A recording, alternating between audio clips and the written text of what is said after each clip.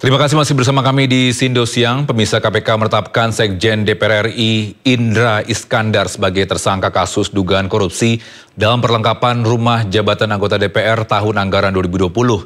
Indra Iskandar ditetapkan sebagai tersangka dengan 6 orang lainnya.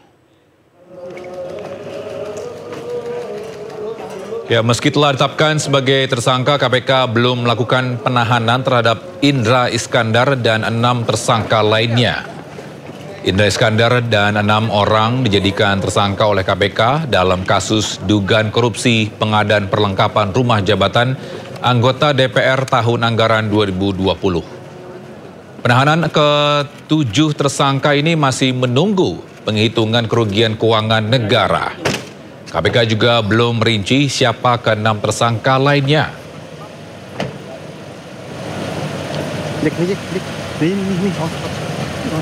Komisi Masyarakat Anti Korupsi Indonesia atau MAKI menilai KPK lambat dalam proses investigasi korupsi rumah dinas DPR RI. MAKI pun membuka adanya sejumlah kejanggalan dalam perjalanan kasus ini. Dan berikut cuplikan dialog bersama Koordinator Masyarakat Anti Korupsi Indonesia, Boyamin Saiman dalam program Breaking News Jumat malam. Lebaran saya mau menggugat ini karena ini termasuk perkara mangkrak lama. Karena apa? Itu Indra ini sudah pra-peradilan di Pengadilan Jakarta Selatan dan ditolak. Gitu. Dan kemudian pernah dicekal. Nah, cekalnya udah habis gitu. Nah, lama terus kemudian saya declare bahwa saya akan mengajukan gugatan pra-peradilan perkara mangkrak di KPK.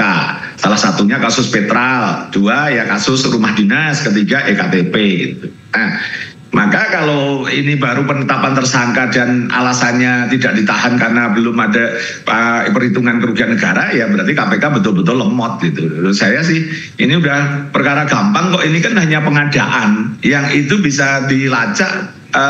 Misalnya suppliernya, misalnya pengadaan kursi misalnya, kan kursi itu tinggal tokonya mana, jual berapa, 1 juta, ternyata dibayar dengan harga 4 juta, berarti kan ada markup sampai 3 kali lipat misalnya gitu. Jadi ini suatu hal yang gampang kasat mata gitu, tapi nggak tahu karena tarik ulur apa, tiba-tiba melempem lagi.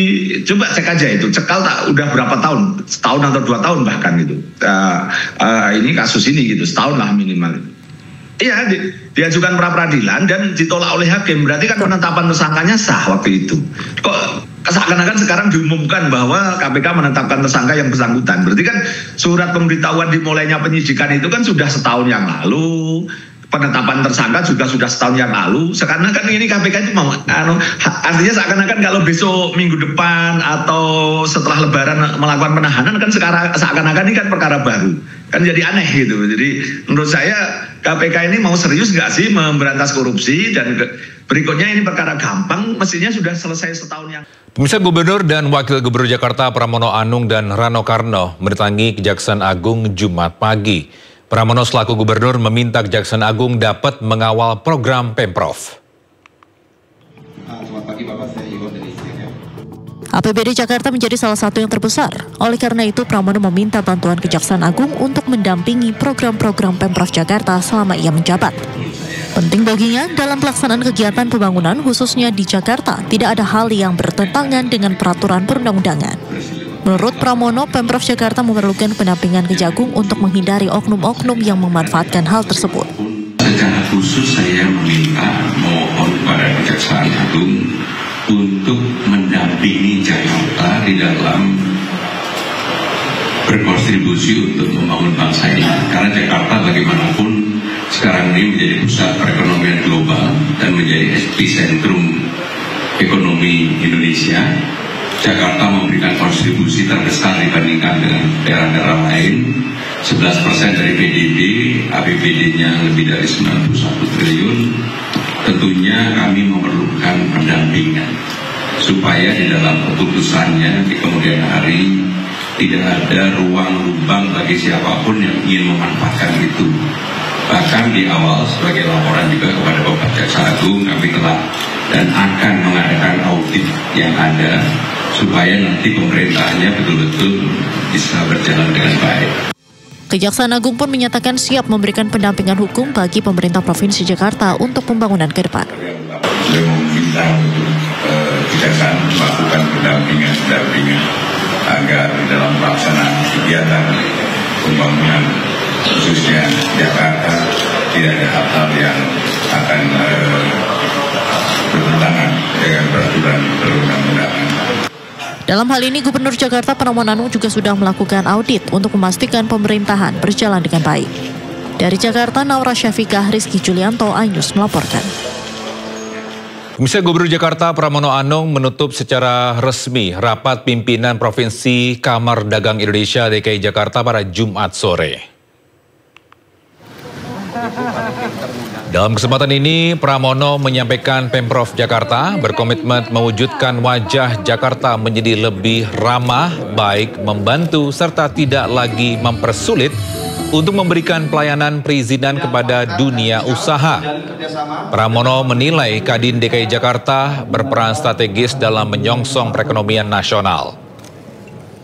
Guna menciptakan iklim usaha yang inklusif, Kadin DKI Jakarta terus berkoordinasi dengan Pemprov terkait rencana program pengendalian inflasi serta menjaga ketersediaan stok bahan pokok.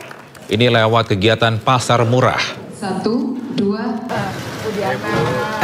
Pastinya kita akan membuat program kerja tahun 2025.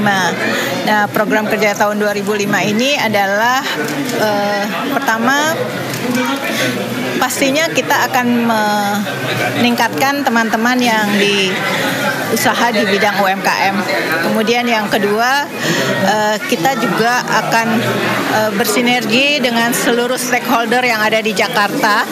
Selain dari itu, sekarang ini ada... Sementara itu, adik Presiden Prabowo Subianto, Hashim Joyo Hadikusumo, ini memenuhi Presiden ke-7 Jokowi di kediamannya di Solo, Jawa Tengah.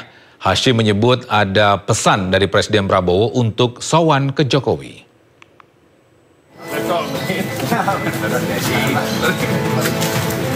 Kedatangan adik Presiden Prabowo Subianto, Hashim Joyo Hadikusumo, disambut hangat Presiden ke-7 Joko Widodo atau Jokowi di kediamannya di Gang Kutai 1, Kelurahan Sumber, Kecamatan Banjarsari, Kota Solo, Jawa Tengah.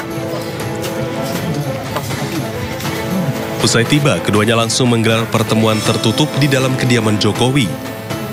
Pertemuan antara Jokowi dengan Hashim yang saat ini menjabat sebagai utusan khusus Presiden bidang iklim dan energi itu berlangsung selama 2,5 jam. Ditemui awak media seusai pertemuan, Hashim mengaku datang di kediaman Jokowi itu atas undangan. Dalam pertemuan itu, ia juga mengaku bertukar pikiran dengan Jokowi tentang banyak hal, terutama menyangkut negara dan bangsa. Ia juga mengatakan mendapat nasihat dari Jokowi. Hashim pun mengungkap bahwa Prabowo menitipkan pesan pada Jokowi untuk bertemu. Ya, saya dapat kehormatan dari Pak Jokowi. Saya diundang Pak Jokowi, kita tukar banyak pikiran, ya, kita ada banyak hal-hal yang menyangkut negara, ya, dan bangsa. Saya dapat banyak nasihat-nasihat juga, dan saya kira nasihat yang sangat berharga. Ya. Saya kira ini silaturahmi, ya. Saya kira demikian, ya, Pak. Iya. Nasihat-nasihatnya apa saja, Pak? Di antaranya. Ya, itu antara saya sama Pak Jokowi. Ada pesan dari Pak Prabowo untuk Pak Jokowi atau gimana? Ya, ada. Tadi malam saya lapor ke Pak Prabowo, saya akan silaturahmi dengan Pak Jokowi. Terus Pak Prabowo kirim salam hangat, salam hormat, ya. Dan berharap akan ketemu Pak Jokowi yang waktu tidak terlalu lama. Mungkin bisa dapat nasihat juga dari beliau. Berbicara banyak hal, tapi nggak ada yang berkaitan dengan politik, nggak ada. Ya, berbicara banyak. Untuk Pak Hashim, terutama yang berkaitan dengan kondisi situasi ekonomi yang perlu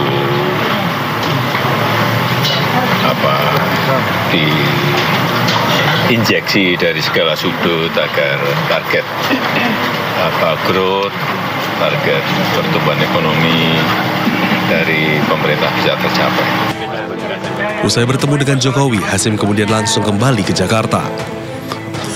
Dari Solo, Jawa Tengah, Septiantoro, iNews melaporkan.